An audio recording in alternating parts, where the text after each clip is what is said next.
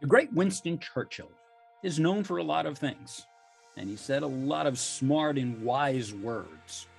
But when I think about today's guest and I relate him to the great Winston Churchill, Churchill said, success is going from failure to failure without a loss of enthusiasm.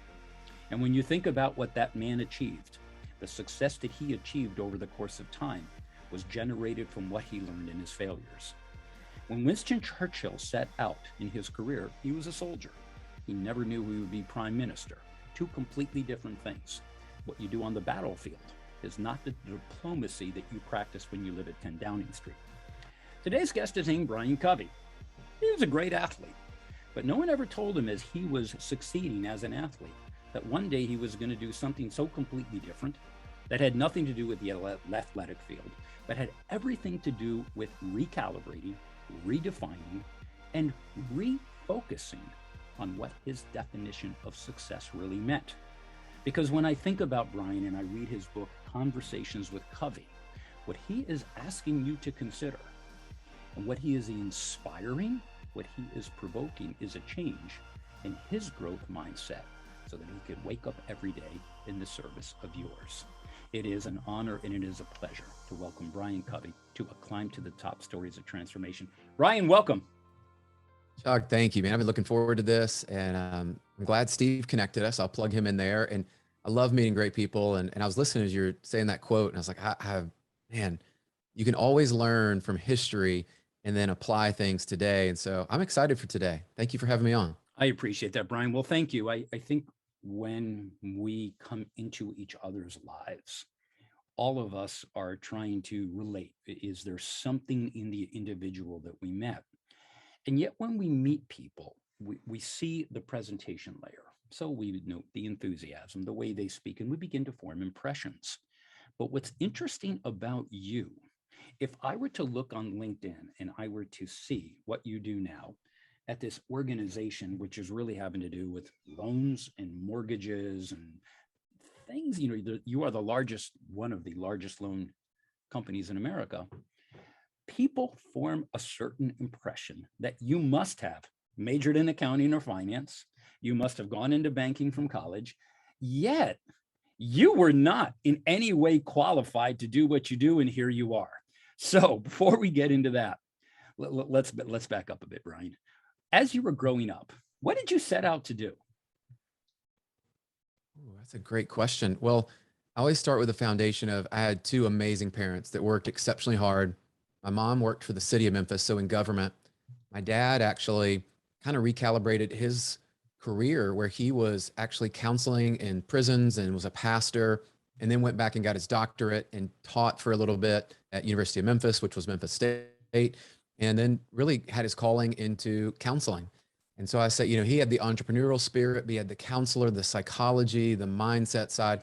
And my mom had work ethic like no one I've ever seen, and was loyal, retired at the same place she'd been at for almost 30 years. Wow. So I was really blessed to have two parents to witness that. And they also provided, a great foundation of faith and just discipline and commitment and love and caring. And so I came from a family that had one older brother, 5 years older, who's actually a police officer and has moved up the ranks, and super proud of him. But that was my family life. And we spent most of our time, I was chasing my older brother on the soccer field. So anybody that has an older sibling, Right. you know the life of we would show up on the weekends. And, when I was just a little toddler running around, like I would go to his games, and I learned sport, and that's how I met people. It's really, I say it's how much of my personality and who I am today was formed. And then the great coaches along the way obviously helped shape me. But that was where my life started. And I look back, some of my best memories, on the field. Yet, as you think about what you do now, let's take a snapshot of now, and then I want to retrench to the back and then bring us back up to date. Describe your organization, Brian, and what you do. Yeah. So a few years ago, I was able to join a massive, now giant in the mortgage industry, loanDepot, and we're now one of the top lenders in the entire country. When I joined almost 4 years ago, we were not there yet. The company's only 11 years old. Organization now is over 12,000 people. We went public earlier this year with an IPO. Congrats. When I joined, we were very small. Our team, just in context, we had about 30 people entirely on our region and our team throughout the Southeast. We're now close to 300 people. and we were doing about 245 million a year in mortgage volume. So serving a good amount of customers.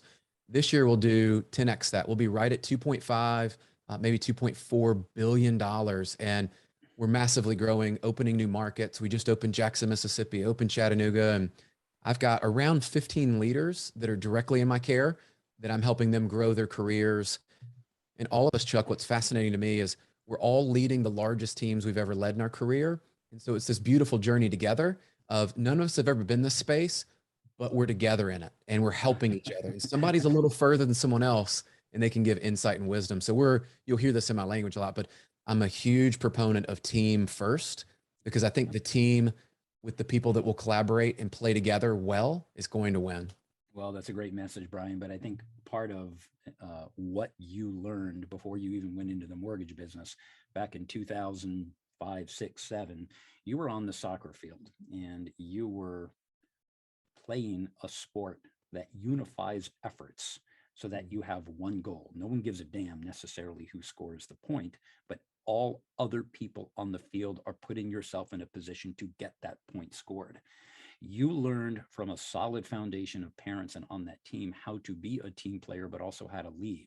But also, what I find compelling about your story, you learned how to lead yourself in the midst of getting cut, in the midst of struggle, and not living the dream up to your own expectations and having to shift.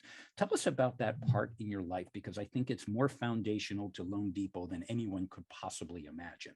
Walk us through that process. What happened to you? Well, we don't have enough time to go through all the times that I was cut. I failed. I missed the winning shot. I had games that I look back on and I was really hard on myself. And I still have a little bit of that tendency of, I'm very hard on myself. I'm probably my own worst critic. And I look back to that, that was setting the foundation for anybody that can relate to this. Is like, I always know there's this maximum potential I'm trying to reach in myself. And every day I'm just driven by that, is like, what can I accomplish? And throughout my career, even as an early teenager, I was able to travel over into Europe and play soccer at a high level, had made the US Olympic team and the US national team. So I saw what it looked like at the highest levels, but then only around the corner to not make the final team and get selected to go to Japan that year, and realize there's always another level and you've got to be working. One of the greatest lessons I learned, Chuck, I share with people, is what most people don't realize in sports, life, and business is it's the work off the field in the dark hours, the early mornings, the discipline, the always learning, the always training. And I use this example quite a bit. Is I wasn't great with my right foot. I was really good with my left foot. I was one of those players that you'll watch, and left-footed people typically stand out on a soccer field, Right. because they're different. There's not as many of them. I remember one of my coaches, thank goodness he took me under his wing and really showed me. He's like, Brian, to be great, you've got to be great at both feet. Right. And there were coaches along the way that saw blind spots and things that I think we're usually aware of, but we allow ourselves to be average. And throughout that, every time I had a setback or didn't make the team, or I was on the team but wasn't playing, I was just driven to figure out, how do I get more playing time? How do I get better? How do I be like these guys? And I look back, I would surround myself with people older than me. I would go and seek out and train. When I was in 8th grade, I was training with the local college team to get better. Because here's what I knew. If I was willing to endure the pain and go out there and literally get scored on, get embarrassed, like, you're not as good as a college player in 8th grade typically, Right. but I was willing to endure things most people would not. And I've taken that into today of, the failure is really only a true failure and sets you back if you don't decide to move forward. And I get to experience more failures because I put myself out there with, and now in business with a podcast, writing a book, leading a team. Every day is not perfect, but I will take those lessons from the field and know that every day I'm going to show up and every day I'm going to give it my best. While I not perform at my best that day, there's always areas to improve. I'm going to show up and give it my all, because the team, I owe it to them, but I owe it to myself first, is to show up my best version. What I love about your story in your book, Brian, is all of these setbacks and the adversity didn't defeat you, it defined you, because you got to define what it meant to get out of this thing and to move on to the next thing. And even if you screw that up, that was an opportunity to learn, not to be defeated by the failure. What advice do you give? Because as I read Conversations with Covey, there was struggle and there was adversity, yet many people, when I teach college, if they're not perfect, they're so crushed and disappointed and hard to forgive themselves. How do we, I think that's our mission, How do we help people get comfortable in that discomfort? What did you tell yourself in order to do that? Wow. So I go back to, I was very blessed again. My dad being a psychologist, I learned a lot about, the power of the subconscious mind, the power of our mindset. And what I would encourage anyone listening is you have the power today to choose how you define a failure and how you define your success. I chose to take ownership of it. I got sick and tired of listening to people tell me that I was successful when I knew I wasn't where I knew I could be. I got sick and tired of telling me that that was a bad game, we lost, and this, that, and the other. And whether it was a pity party or they would try to put me down and say, oh, you're not fast enough. Oh, you're not tall enough to be a goalkeeper at this level. Do not let other people define who you are and how you define success. And you have an opportunity every time something doesn't go your way to pull a lesson out of it. And that is what is going to make you move from where you are to someone that is, I'm okay facing the next challenge, because you know what? What's the worst thing could happen? That I die? Like The sun honestly, doesn't come up tomorrow. like I'm here. God's allowed me to have another day and another opportunity. And so I would say for anyone, write your story. And part of why I've been drawn into writing the last few years, and COVID brought this out, was I've gotten laser focused, and I'm very curious about, as I start to write my own story, I have more clarity about what does success look like for me and my family and my wife and my kids and my friends, our team. That clarity can only be defined by you. I don't want someone else telling me what success looks like. Same way I don't want them to tell me what failure looks like. I get to choose. The power is with you. You get to choose. Right. I often work with people and I tell them it's your life, you get to make the rules. And yet many people, and I love your response on this, many people feel, oh, me, I don't make the rules. I have to live up to my boss. I have to live up to my parents' expectations. I have to blah, blah, blah, blah, blah.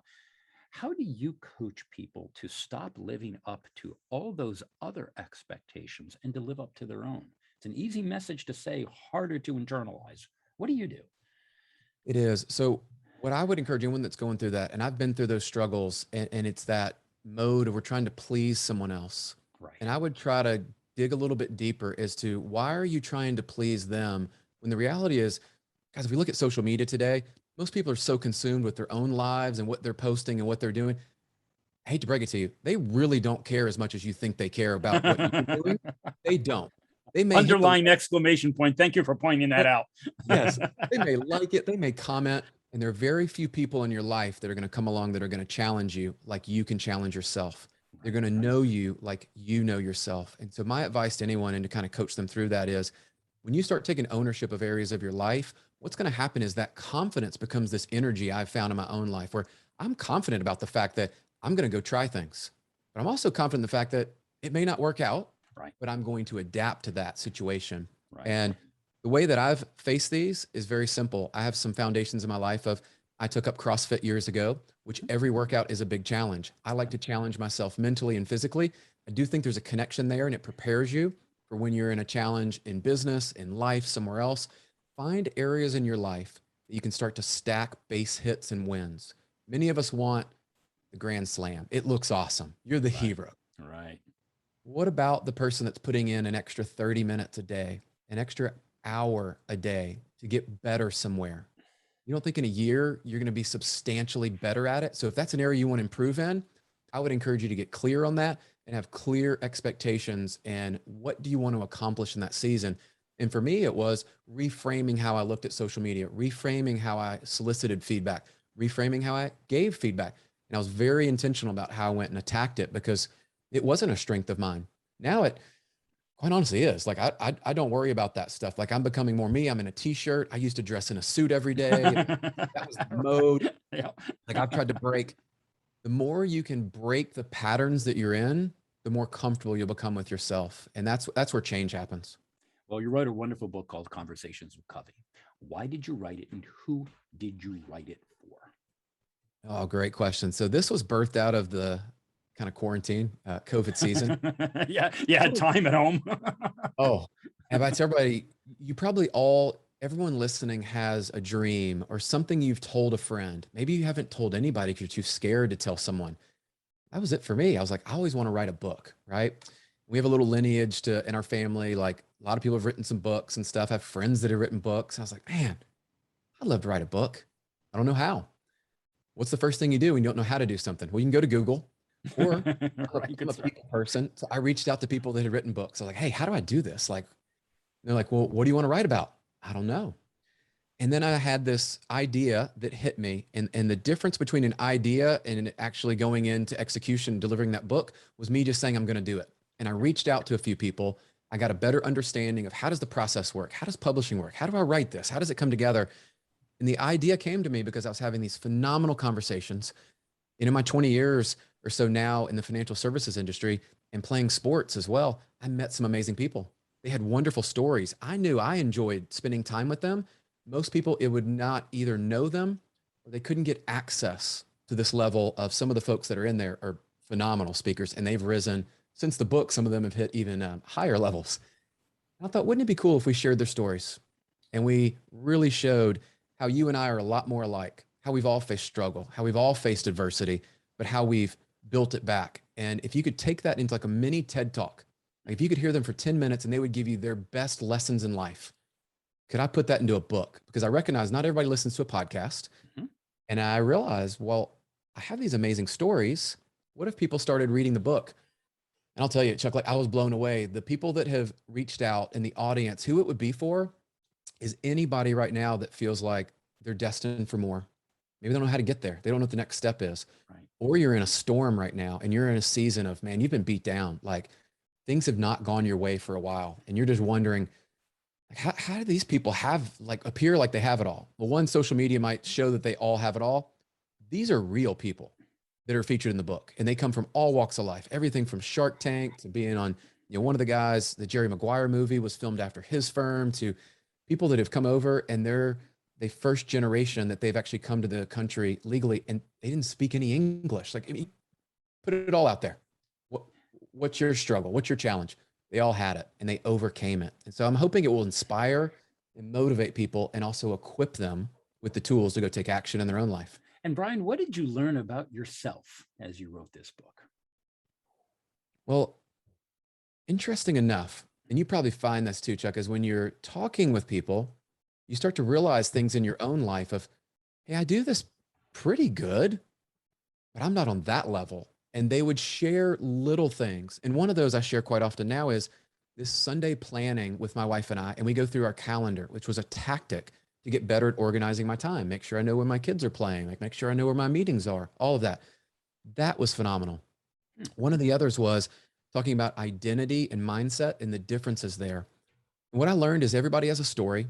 Everybody that we speak to has some expertise in an area that if we're open and willing to listen, we can learn something and take action. And one of my core beliefs is this: the more people I surround myself with, the more educated I'm going to be, the more informed I'm going to be, and the better life I can live, because I think everybody has something to add to our life if we're willing to listen. And that, wow, you talk about learning to listen, learning to ask great questions. When I started the show and the podcast, so it was painful. I mean, I was a rookie. I didn't know what I was doing. I hired a coach to help me. I feel you. But here's the last lesson I would share is when you lean into something that you're uncomfortable in, now some 70 episodes in, I know, I am absolutely certain I am better than when I started. Yeah. It also gives me that inspiration to know that another 70 episodes from now, staying committed to this process, I'm going to be even better. Well, Brian, for what it's worth, I've produced 95 podcasts. In the first three, I'm totally embarrassed and I would wipe them off the face of the earth. I even called my guest to apologize and said, "What are you apologizing for?" Yep. I said, I did a terrible job. I was like, "What are you talking about? I didn't serve you." And once and that's what I loved about Conversations with Covey. You served, you wake up every day in the service of others, and you talk about the conversations for how we help others in spite of the differences. And the reason I say that, when we look at the headlines, Brian, it's all Republicans and Democrats, it's extreme colors, everything's binary. But the point of your book is that the things that bring us together are stronger than the things that try to tear us apart. Yeah. Is that a message you were going for? That's what I picked up. Yeah. Oh, I love that you're very astute to pick that up, because that was one of the hashtags I started through the season. And it was birthed out of our industry, and the mortgage industry was battling the last several years of this company, this channel, different things. And we were battling each other. We lost the mission. The core mission is to educate and inform people of the dream of home ownership. That is why I got in the industry. That is what I'm passionate about. I'm not about all this other stuff of throwing things at people. And I created this hashtag, Better Together. And it kind of created this movement of like, wow, well, we are better together. And I come from an abundance mindset. So yes, I look at this and go, everybody has something to offer, and there's enough for everyone. There's enough money to go around. There's enough opportunity to go around. If we all share and give, what I've found in my life, the more I give, I can't outgive people. The happiness I get from giving and just serving is a byproduct that there's no drug, there's nothing out there that I think compares to it. That when you can serve someone else and you can help them accomplish their dreams, that's why I love being a leader on our team and like seeing the dreams, seeing the goals accomplished. And just today, one of our team members, he's about to celebrate a year, and I know his backstory. And forget the numbers. He's made more money than he's made. That's awesome. Check the box. Yeah.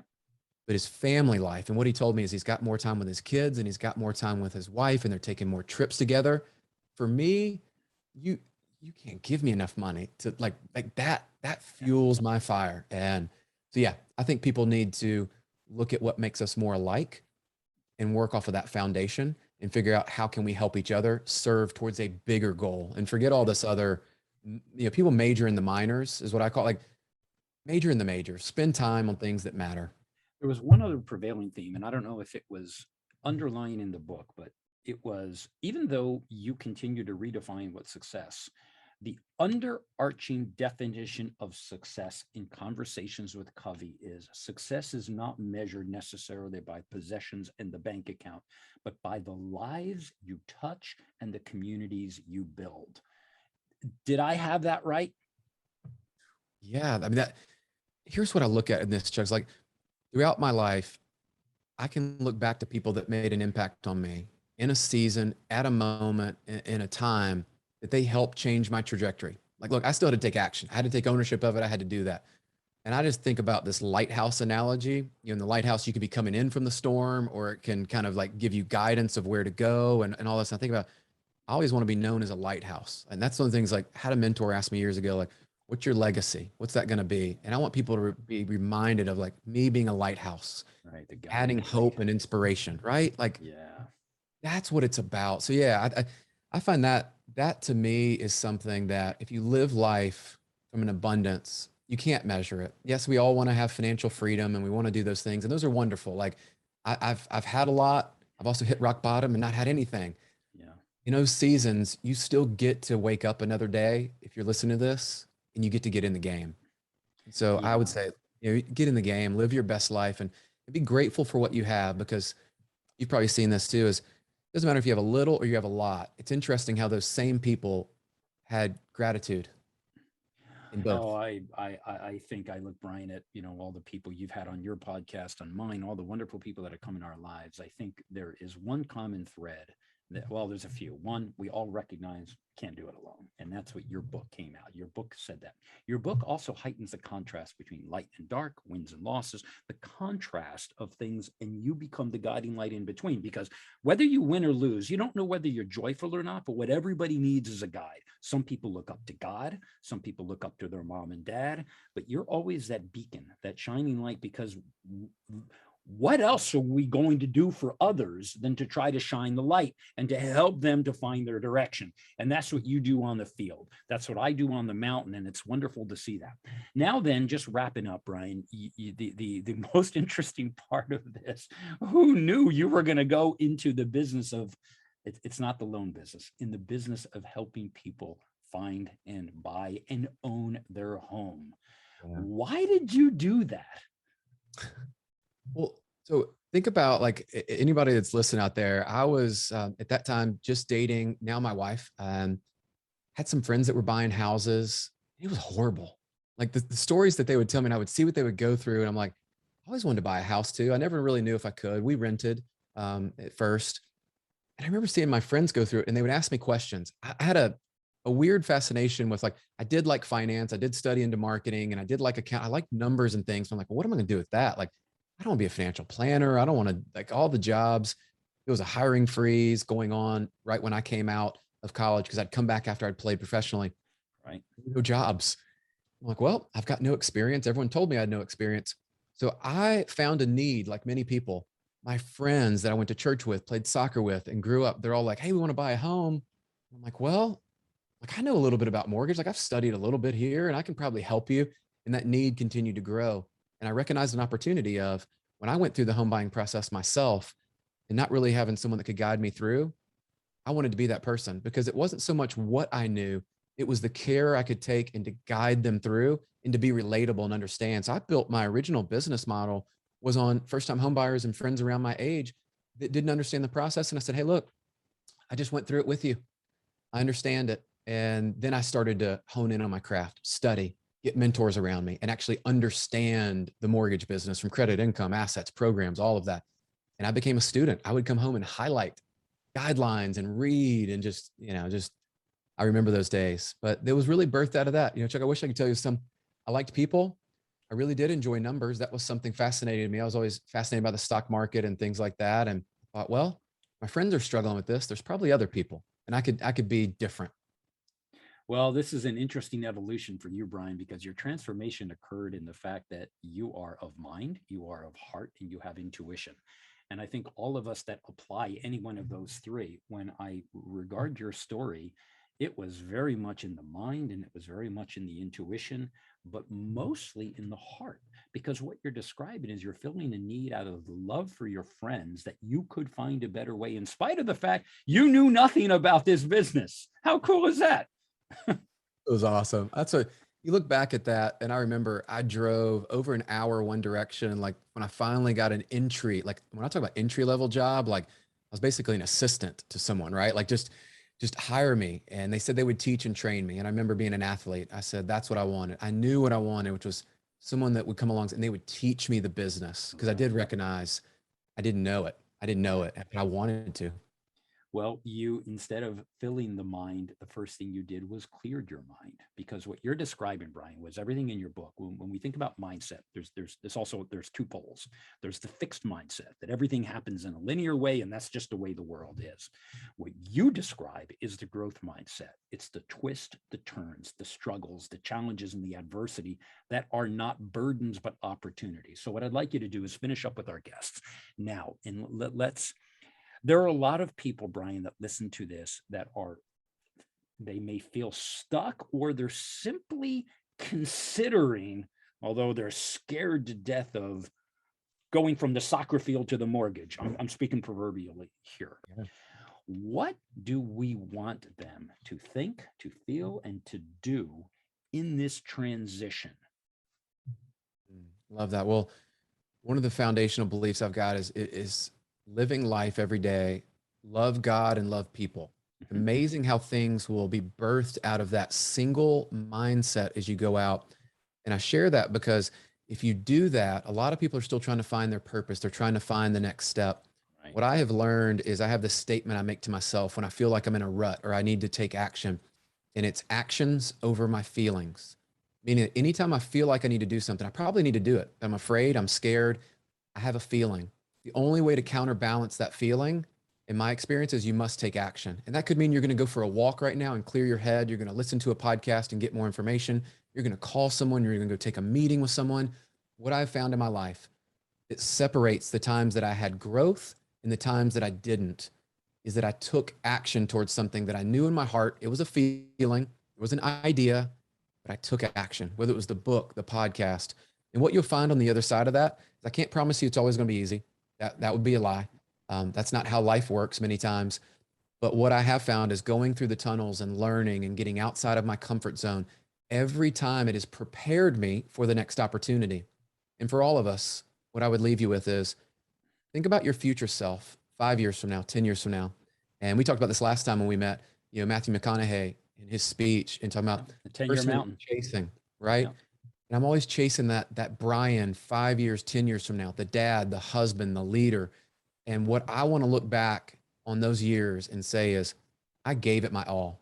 It didn't always work out, but I gave my all. I wasn't afraid to try things. I wasn't afraid to put myself out there. And for all of you out there, becoming a student of the game and constantly learning and growing is your path to success. And you'll disrupt industries. You'll disrupt your life, but that's how you'll dominate your world.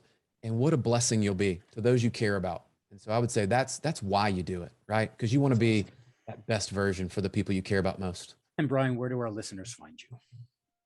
Oh, so I'm heavy on Instagram. So someone took my name, Brian Covey over there. So it's just add my name. And that's there. And then we're revamping the website. So you can go to just briancovey.com and you'll find everything from the book to the podcast to things we share on social, the newsletter, all those things. I'd be honored. Reach out. I encourage everybody, drop me a note. If this has inspired you or made a difference in your life, let me know. I would love to connect up. I do try to respond to all of those. I'm one of those active people. I think building relationships is one of the greatest gifts, and social, I use it for that very purpose, is to connect with people. Well, I want to summarize here that when you look at Brian, you go to LinkedIn, you go to Instagram, there are certain keywords that pop out. And what popped out to me as I came to know Brian was that good teachers instruct, but great teachers do two things. They inspire and they don't fill the mind. They teach you to act. Now, what I've learned from Brian, and when you regard conversations with Covey, you see him on Instagram and you listen to the podcast, what I hope that you will get out of this, and I hope you do for here, is that he leads by example, because he has gone from failure to failure without a loss of enthusiasm, and has figured out how to channel any of the adversity into something positive, to use the growth mindset to make a difference in the lives of others. And Brian, there is no higher calling. And I thank you for the work that you put into the universe, but especially for coming onto our show and broadcasting your message. It's been an honor. I've been looking forward to this one. So thank you for bringing the conversation to light, and amazing collaboration. I just thank you for making the space for this. And I'm excited. It is my pleasure, Brian. And to all our listeners, thank you. This has been Chuck Garcia on A Climb to the Top. You can follow us on Instagram. You can find me on chuckgarcia.com. Also, I want to thank Chris for all of your production efforts. Really appreciate that. And Steve Carlos, our mutual friend, our agent, our partner. If you are listening, thank you and your wonderful people at Two Market Media for bringing these great people into my life, especially to Brian Covey. Brian, we are signing off. Thank you very much. To our listeners, thank you. Be in touch.